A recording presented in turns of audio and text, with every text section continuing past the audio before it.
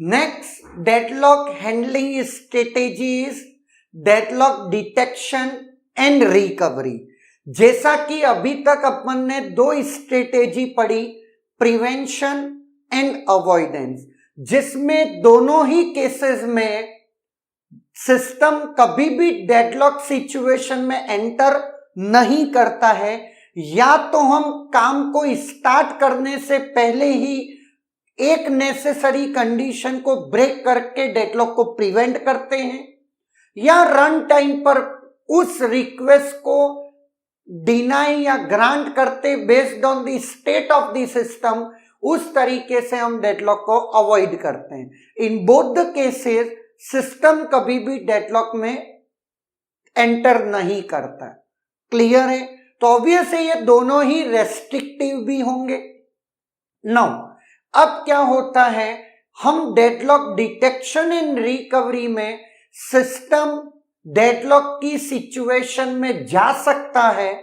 Somehow हम पता करने में कामयाब होते हैं कि डेडलॉक आया है या नहीं आया है, वो कौन सी प्रोसेसेस हैं जो उसमें डेडलॉक में पार्टिसिपेट कर रही हैं, वो सर्टेन कौन से रिसोर्सेज हैं जिनकी वजह से डेडलॉक आया है, और फिर उस पे रिकवरी मैकेनिज्म अपन चलाते हैं। क्लियर है? तो समहाउ हम ये कह सकते हैं डेडलॉक डिटेक्शन एंड रिकवरी ये और ज्यादा फ्लेक्सिबल है comparative prevention and avoidance. Clear? System may lead to a deadlock in detection and recovery. Now, अब बात आती है कि हम कब ये पता करेंगे कि डेडलॉक डिटेक्शन एल्गोरिदम हमको रन करनी है। या तो एक तरीका है, सुनिएगा, हमको पता कैसे चल रही है कि डेडलॉक डिटेक्ट करना है, मतलब डेडलॉक आया है या नहीं। तो इसके लिए हम ये सोचते हैं कि जब भी सर्टेन प्रोसेसेस किन्हीं रिसोर्सेस की रिक्वेस्ट कर रही हैं और वो रिसोर्सेस इमीडिएटली उनको अवेलेबल नहीं हो रहे, ऐसे सर्टेन केसेस में हम उन रिक्वेस्ट के बाद डेडलॉक डिटेक्शन एल्गोरिदम रन करेंगे। डेडलॉक डिटेक्शन एल्गोरिदम रन करना भी अपने आप में कंप्यूट टाइम लेगा, है या ना? तो एवरी रिक्वेस्ट अगर हम ये एल्गोरिदम रन करेंगे तो सिस्टम काफी स्लो हो जाएगा। ऐसे सर्टेन चीजों से बचने के लिए हमारे पास दो चॉइसेस हैं। एक तो रेगुलर इंटरवल में हम क्या करें, डेडलॉक डिटेक्शन एल्गोरिदम रन करें। रेगुलर इंटरवल लाइक 30 मिनट्स या 1 आवर में एक बार हम लोग क्या चला रहे हैं, डेडलॉक डिटेक्शन एल्गोरिथम। या सीपीयू का यूटिलाइजेशन एक सर्टेन स्टेज से कम होने लगे, उसका थ्रूपुट लाइक 40% से अगर कम हो जाए या 30% से कम हो जाए तो there is a chance of deadlock, क्योंकि सारी प्रोसेसेस और रिसोर्सेज हो सकता है कि स्टक हो गए हों, है ना?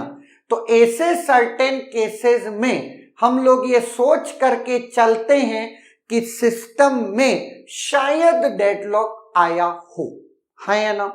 तो दो तीन चीजें हमने ऑब्जर्व करके निकाल ली कि या तो एक रेगुलर इंटरवल डिफाइन कर दें, या सीपीयू का यूटिलाइजेशन और थ्रूपुट एक सर्टेन नंबर से बिलो हो जाए तो हम डेडलॉक डिटेक्शन एल्गोरिदम रन करेंगे।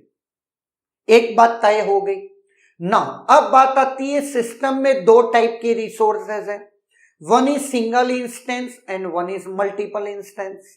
अगर मेरे सारे के सारे रिसोर्सेज सिंगल इंस्टेंस टाइप के हैं और उस पर्टिकुलर टाइम जब हम डिटेक्शन एल्गोरिदम चला रहे हैं तो सबसे पहले हमारे पास जो होगा वो रिसोर्स अलोकेशन ग्राफ होगा। ये एक मैंने कह सकते हैं एक स्नैपशॉट लिया है जिसमें 5 प्रोसेसेस हैं और 5 सिंगल टाइप के रिसोर्सेज हैं, R1 to R5 and P1 to P5 processes हैं। क्लियर है? नाउ अब मुझे ये देखना है कि क्या डेडलॉक है या नहीं है ना। तो रिसोर्स अलोकेशन ग्राफ से हम प्रोसेस का वेट फॉर ग्राफ बनाते हैं। क्लियर है? वो कैसे बनाते वो मैं आपको बता देता हूं।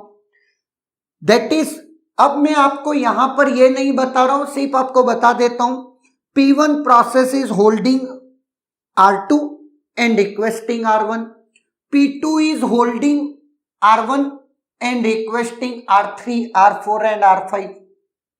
P3 is holding R4 and requesting R5. ये बात ऑलरेडी आप जानते हो, तो इसकी डिटेल में जाने की जरूरत मुझे नहीं है right now. Now wait for graph, wait for graph कैसे बनेगा अब बहुत ध्यान से देखना। That is wait for graph.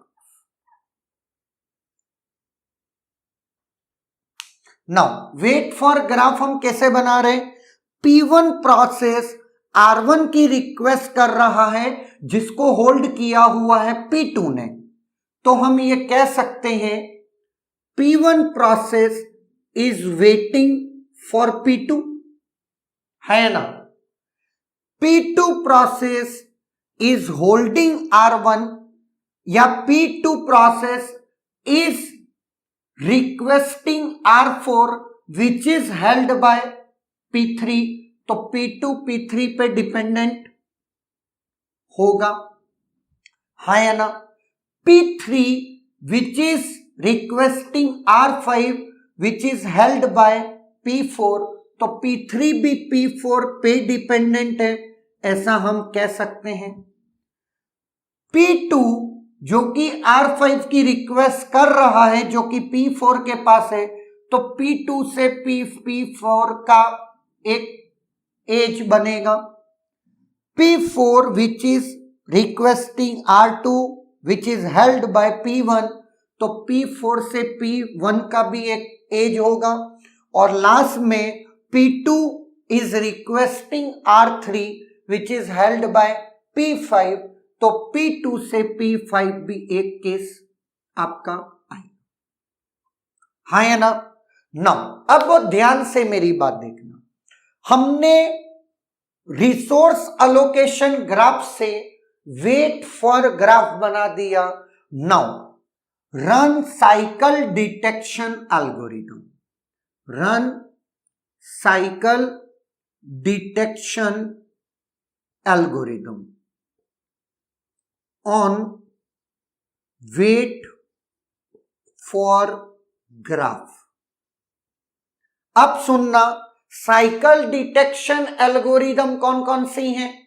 या तो आप BFS और DFS के थ्रू साइकिल को डिटेक्ट कर सकते हो, या डिसजॉइंट सेट डेटा स्ट्रक्चर को यूज करके जो क्रूशिकल भी करता है।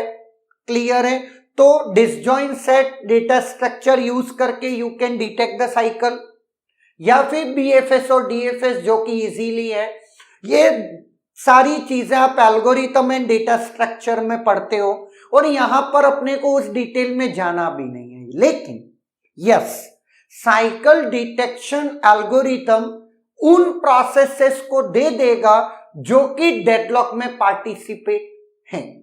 अब वो कौन कौन है डेडलॉक में participate? P1, P2, P3 and P4। ये चार processes based on wait for graph जो इस रिसोर्स अलोकेशन ग्राफ का है, उसके बेसिस पर ये चार प्रोसेसेस अभी क्या हैं?